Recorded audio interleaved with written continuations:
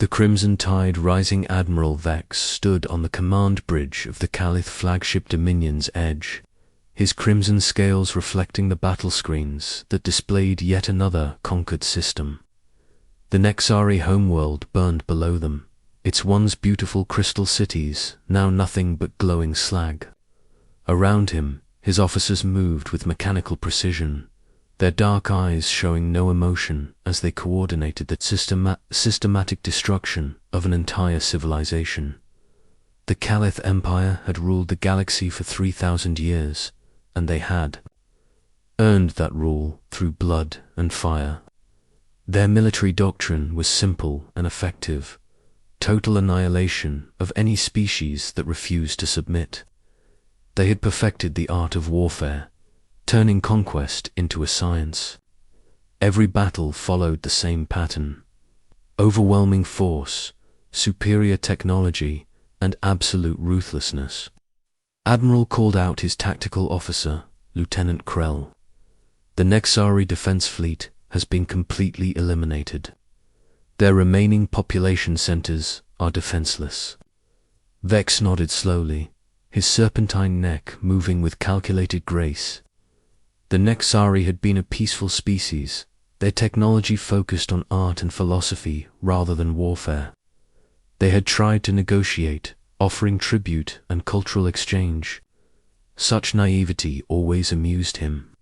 In the end, their crystal ships had shattered like glass against Caliph plasma cannons.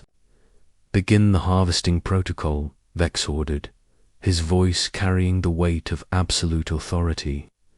"Extract all useful resources and eliminate the remaining population.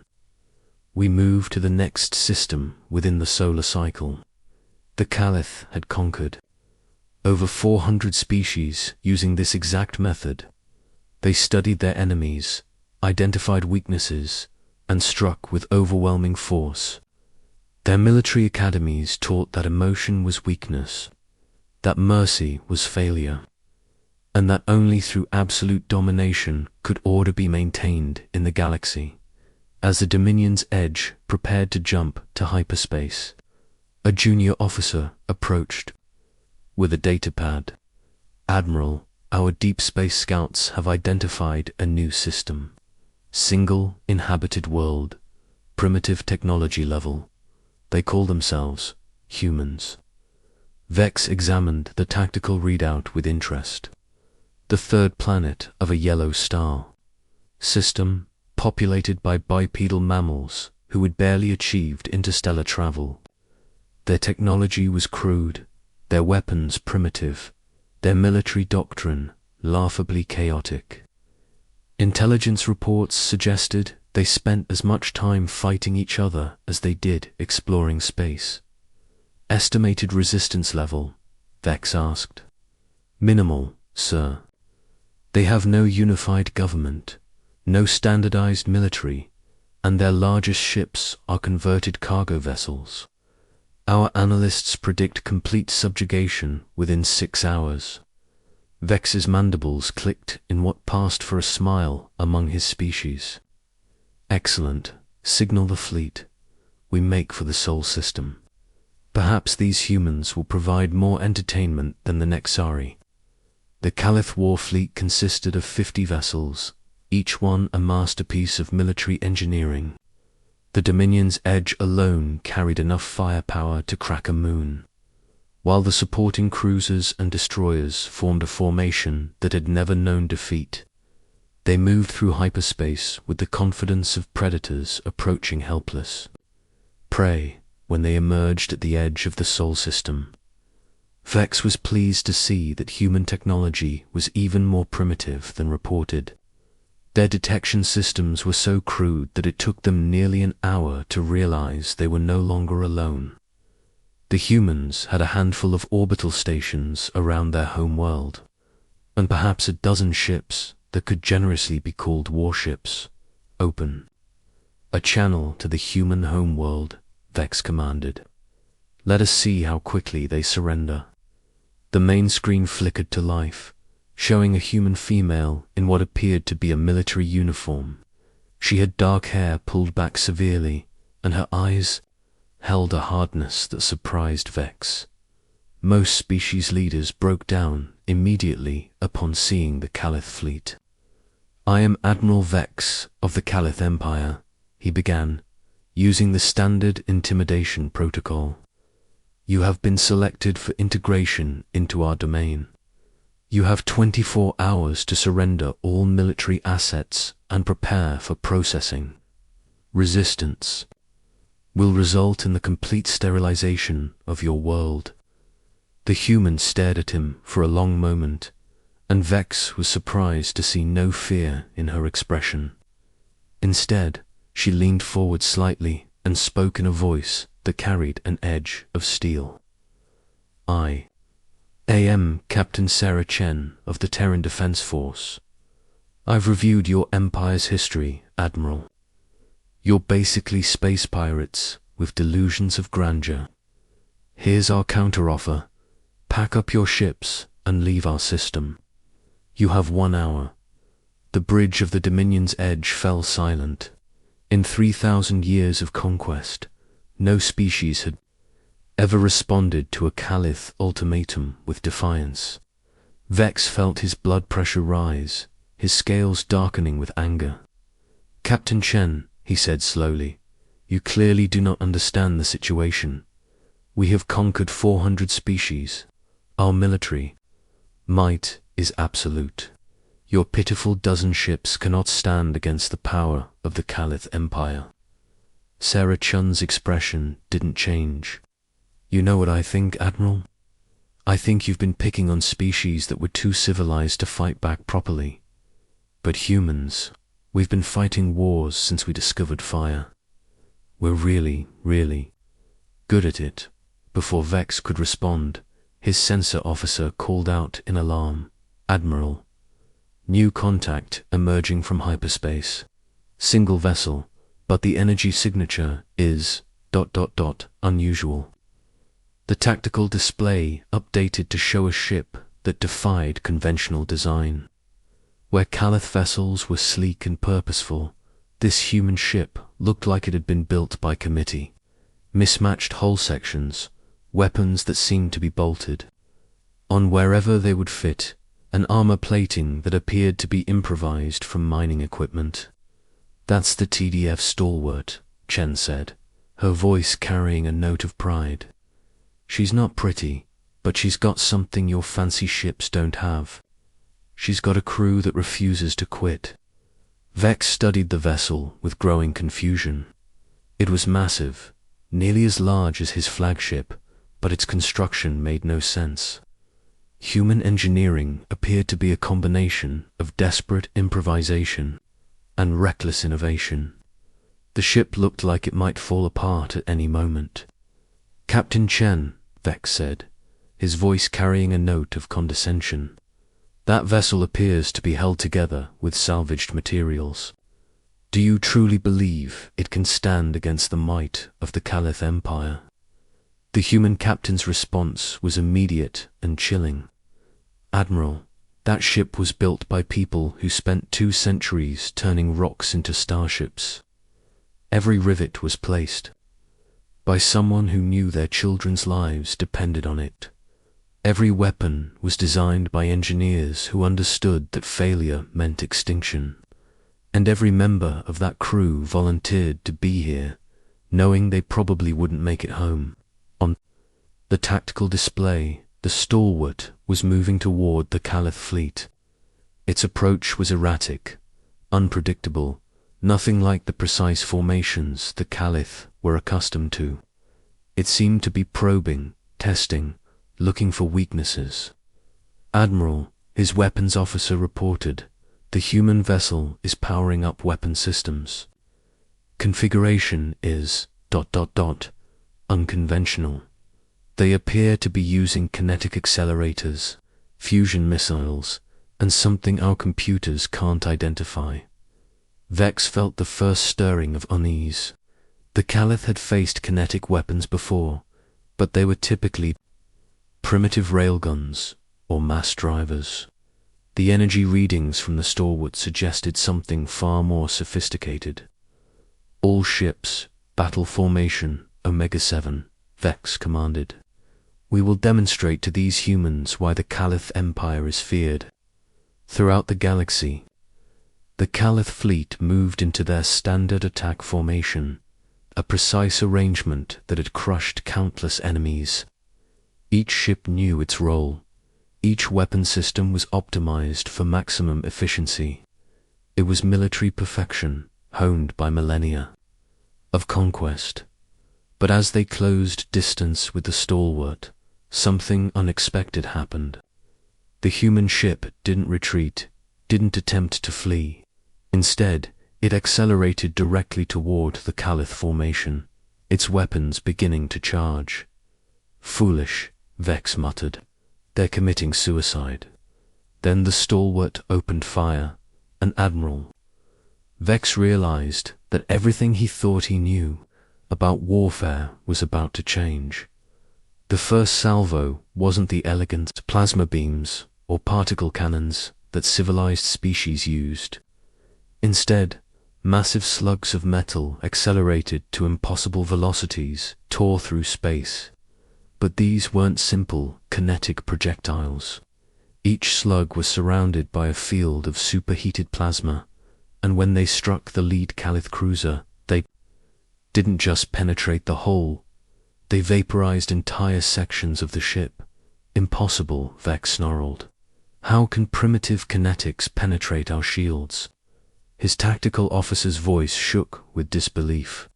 "Sir, those projectiles are moving at 98% light speed. The plasma envelope is somehow maintaining coherence even at relativistic velocities. It's like they're firing miniature suns." The stalwart rolled beneath a spread of return fire, and Vex was shocked to see the human ship not only survive the barrage but seemed to anticipate where the shots would be. The vessel moved with an organic fluidity that defied its industrial appearance. "This is impossible," Vex repeated. "How can they predict our targeting patterns?" Captain Chen's voice cut through the chaos on the open channel. "Because we've been studying your empire for the past 5 years, Admiral. Every battle you've fought, every tactic you've used, every weakness you've shown. We know exactly how you fight." Another salvo from the stalwart crippled 2 more Caliph vessels, and Vex realized with growing horror that the human ship wasn't just fighting, it was hunting. Each shot was precisely placed, designed to disable rather than destroy. The humans were demonstrating their superiority. "All ships converge on the human vessel," Vex commanded. "Overwhelm them with numbers." But as the Caliph fleet moved to surround the stalwart, the human ship did something that shattered every assumption about space combat. It split apart.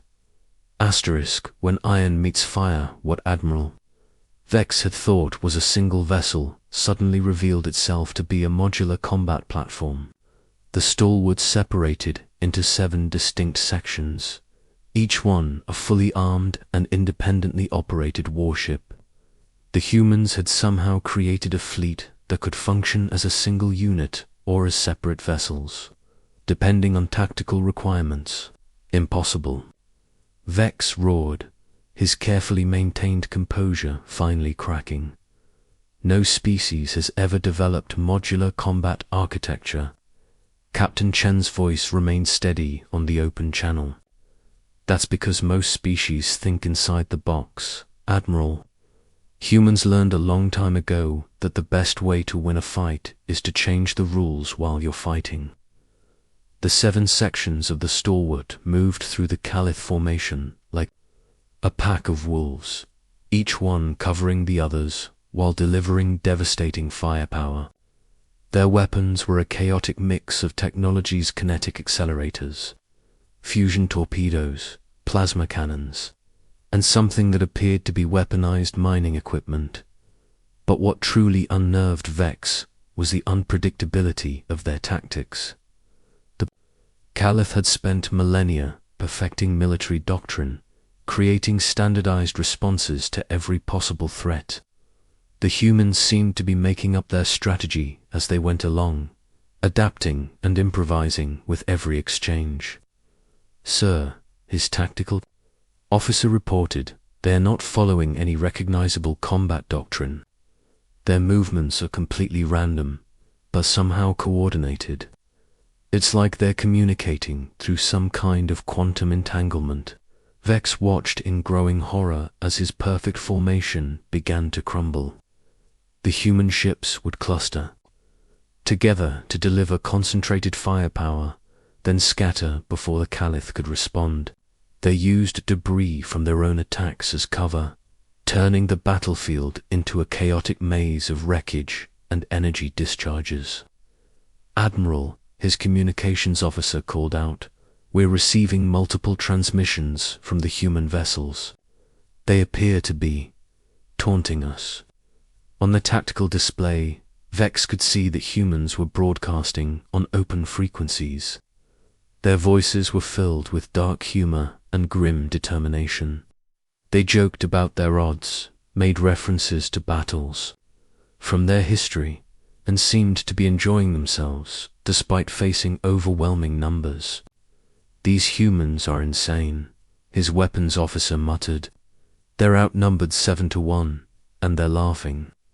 But Vex was beginning to understand something terrifying. The humans weren't laughing because they were insane. They were laughing because they were winning. The stalwart sections had destroyed or disabled nearly half of his fleet, and they showed no signs of slowing down. Every time the Caliph adapted to their tactics, the humans would shift strategy, introducing new weapons or maneuvering patterns that caught his forces off guard. "Sir," his sensor operator called out, "the human ship sections are beginning to recombine. They're reassembling into the original configuration." Vex watched in fascination as the 7 sections of the stalwart came together like pieces of a puzzle. But when they locked into place, the ship that emerged wasn't the same vessel that had split apart. The humans had somehow reconfigured their weapons and armor during the battle, creating an entirely new combat platform. "Captain Chen," Vex said, his voice carrying a note of desperate respect, "how is this possible? Your ship defies every principle of military engineering." The human captain's image appeared on his main screen, and Vex was surprised to see that she looked tired but determined. Her uniform was scorched, and there was a cut on her forehead, but her eyes still held that same steely resolve. "Admiral," she said, "our ship was built by people who understood that the universe doesn't care about your principles. We learned to adapt because adaptation is survival. We learned to improvise because improvisation is victory." The reformed stalwart was moving toward the Dominion's edge, and Vex realized that the human captain was challenging him to single combat. In any other situation, he would have laughed at the presumption. The Dominion's edge was the most powerful vessel in the Caliph fleet, armed with weapons that could shatter moons. But as the human ship approached, Vex felt something he hadn't experienced in centuries: fear. "All remaining ships," he commanded, "form defensive positions around the flagship. We end this now." The surviving Caliph vessels moved to protect their admiral, but the stalwart didn't slow down. Instead, it accelerated directly toward the defensive formation, its weapons charging for what appeared to be a suicide run. "They're going to ram us," his helm officer shouted, but at the last moment, the stalwart rolled inverted and fired every weapon it had directly into the formation. The concentrated barrage punched through the Caliph ships like they were paper, clearing a path directly to the Dominion's edge. Vex found himself in single combat with a human ship that seemed to anticipate his every move. The stalwart danced around his massive flagship, avoiding his heavy weapons while delivering precise strikes against his ship's critical systems. It was like fighting a ghost. Every time he thought he had the human ship targeted, it would shift position or change vector in ways that his tactical computers couldn't predict.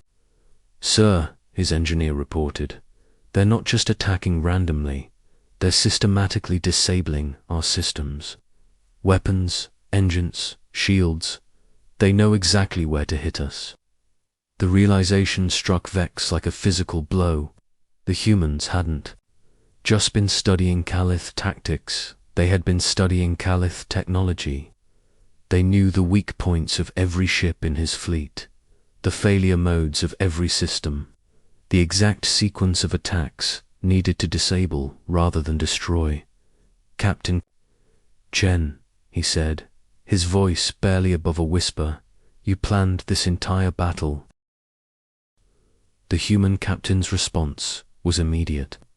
"Admiral, the moment your empire decided to threaten Earth, this battle was inevitable. The only question was whether we would fight it here or in the ruins of our home system." The stalwart rolled beneath a spread of plasma fire and delivered a final, devastating salvo. The shots were surgical in their precision, disabling the Dominion's Edge's main engines and weapons systems without breaching the hull. Vex realized with growing horror that the humans could have destroyed his flagship at any time. They had chosen to spare his crew.